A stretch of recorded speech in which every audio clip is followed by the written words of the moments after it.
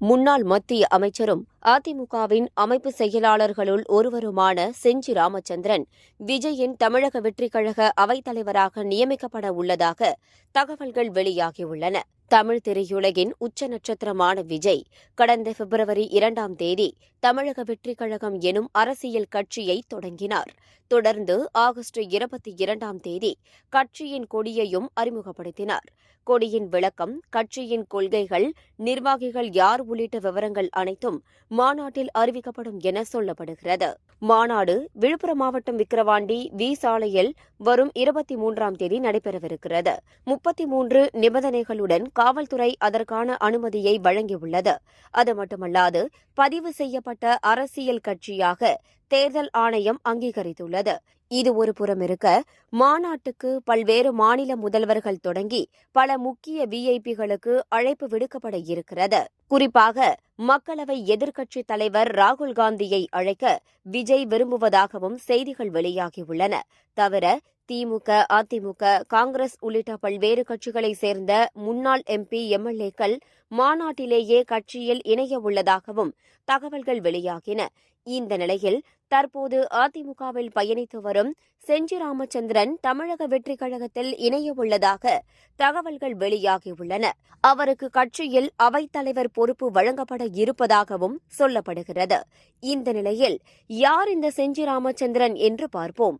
விழுப்புரம் மாவட்டம் செஞ்சி வட்டத்தில் உள்ள அவியூர்தான் ராமச்சந்திரனின் சொந்த ஊர். தற்போது திருச்சி திமுகவின் முகமாக KN நேரு, திண்டுக்கல் திமுகவின் முகமாக பெரியசாமி இருப்பது போல ஒருங்கிணைந்த விழுப்புரம் மாவட்டத்தின் முகமாக இருந்தவர் செஞ்சி ராமச்சந்திரன். தற்போது விழுப்புரம் மாவட்டத்தின் முகமாக விளங்கும் அமைச்சர் பொன்முடியின் முன்னோடியும் செஞ்சி ராமச்சந்திரன் தான்.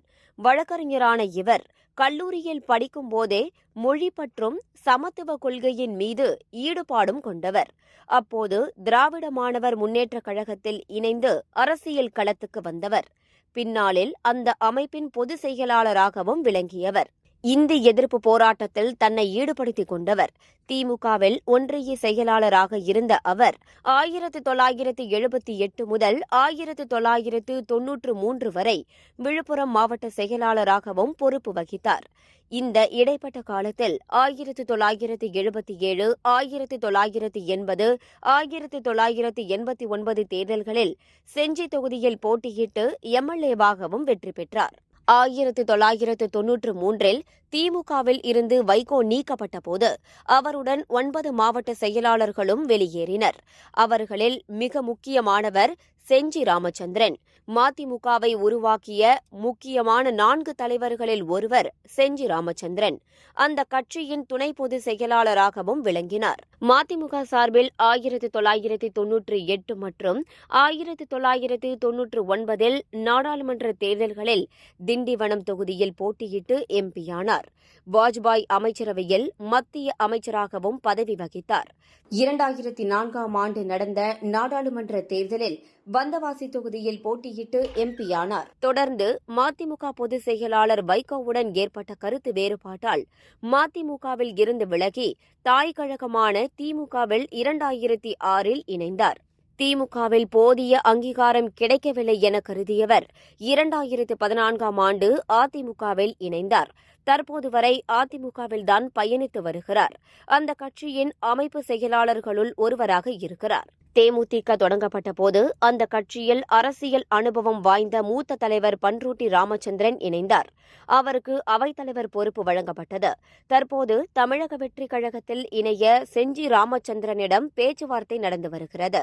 அவர் இணையும் பட்சத்தில் அவருக்கு அவைத்தலைவர் பொறுப்பு வழங்கப்படவிருப்பதாக தகவல்கள் வெளியாகியுள்ளன.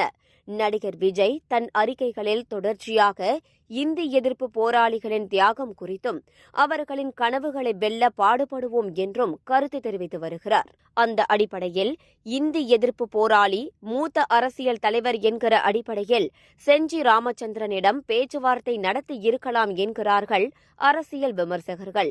அதேவேளை செஞ்சி ராமச்சந்திரன் தமிழக வெற்றிக் கழகத்தில் இணைவது உண்மையல்ல, வதந்தியை கிளப்புகிறார்கள் என அதிமுக பொதுச் செயலாளர் எடப்பாடி பழனிசாமி கருத்து தெரிவித்துள்ளார்.